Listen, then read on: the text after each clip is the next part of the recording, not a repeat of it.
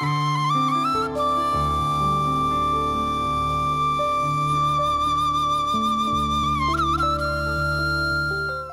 TV நேயர்களுக்கு இனிய காலை வணக்கம்.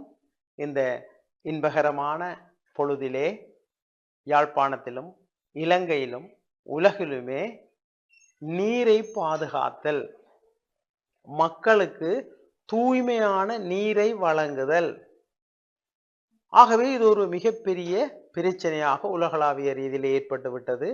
இன்று நீர் ஒரு பொருளாதார ரீதியாக நீரை வியாபாரம் செய்ய வேண்டிய துர்ப்பாக்கிய நிலையில் மனிதன் வந்துவிட்டான்.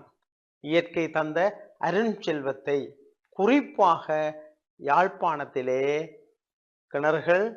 கிணறுகளுக்கு அருகாக என்ற ஒரு யாழ்ப்பாண நகரத்துல மக்கள் சரிவு கூடிட்டு, இந்த யுத்தத்துக்கு பிறகு வந்த காணிகளை வாங்கி கிட்ட கிட்ட கிட்ட கிட்ட கிட்ட வீடுகள், அதற்கு அருகிலே கிணறு, அப்ப இந்த டொய்லெட் உடைய அந்த கிருமிகளும் கிணறுலையும் பல இடத்துல இணைப்பாக்கங்கள் என்ற இந்த யாழ்ப்பாண மண் ஒரு சொட்டான மண்.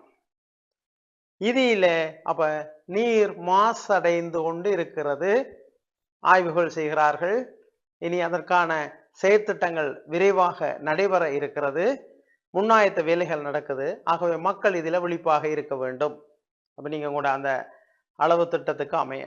இரண்டாவது, நிலத்தடி நீரை பாதுகாத்தல். பொருத்தமில்லாமல் அப்ப நிறைய நாங்கள் குழாய் கிணறுகளை அடிக்கின்றோம்.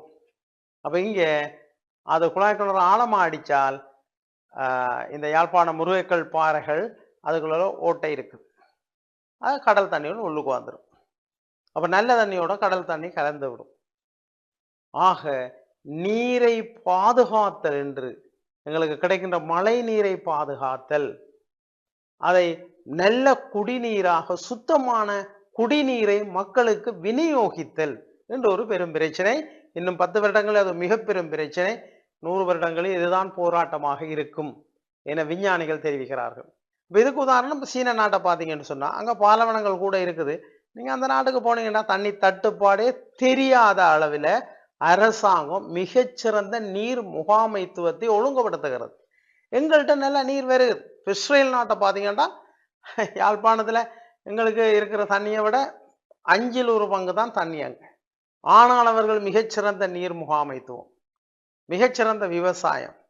ஆக தொழில்நுட்பத்தை சரியாக பயன்படுத்தி அப்ப நீரை சேமித்தல், நீரை வீணாக்குதல். நாங்கள் நிறைய வீணாக்குறோம். நிலத்தடி நீர் பொருத்தம் இல்லாம இறைக்கப்படுகிறது, அன்றாடம் பாவிக்கின்றோம். அதே போல எங்களுடைய நகர சபை, பிரதேச செயலகங்கள், பிரதேச சபைகள் இதை சரியாக ஒழுங்குபடுத்தி நீர்ப்பாசன திணைக்களம் மேலும் வினைத்திறனான பணியை மக்களுக்கு ஆற்ற வேண்டி இருக்கிறது. இது தொடர்பான விழிப்புணர்வை ஊடகங்களூடாக மக்களுக்கு செய்ய வேண்டி இருக்கின்றது. ஆக மக்கள் இந்த விற்கிற தண்ணியை குடித்தால் அப்ப காசு உள்ளவர்கள், ஏழைகள், அப்ப அவர்களுக்கு, அப்ப எல்லா மக்களுக்கும் தூய்மையான நீரை வழங்குதல், இதுதான் இந்த உலகத்தினுடைய முதலாவது. தூய்மையான காற்று, தூய்மையான நீர். அதற்காக ஒவ்வொருவரும், நாங்கள் இது அரசாங்கம் செய்யும், இது பிரதேச சபை செய்யும், இது ஒவ்வொரு மக்களும், ஒவ்வொரு தனி மனிதரும் நாங்கள் உணர்ந்து நீரை பாதுகாக்கிறது. நாங்கள் அடுத்த சந்ததிக்கு இதை கொடுக்க வேண்டி இருக்குது. நாங்கள் மட்டும் எல்லாம் அழிச்சிட்டு போக இயலாது. அப்ப நன்னீரை பாதுகாத்தல், மிகச்சிறந்த சுத்தமான நீரை குடிப்பதற்கு எங்களோட பிள்ளைகளுக்கும், அப்ப பாடசாலைகள்ல, பொது இடங்கள்ல அதற்கான ஒழுங்கமைப்புகளை மேற்கொள்ளுதல், இது தொடர்பாக பயிற்சிகள், செயற்திட்டங்கள் மூலம் ஒரு மிக வேகமாகவும் மிக அவசரமாகவும் செய்ய வேண்டிய ஒரு வேலை திட்டமாக இது காணப்படுகின்றது.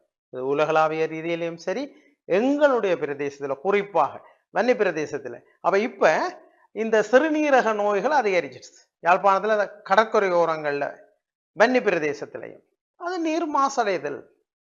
அப்ப நீரை சரியாக சுத்தமான நீரை மக்கள் குடிக்காவிட்டால், அப்ப அன்றாதரம், புலனர்வு போன்ற இடத்துல மிகப்பெரிய சிறுநீரக நோய்கள், மக்கள் மிகவும் இறப்புக்கு செல்ல வேண்டிய நிலை காணப்படுகிறது.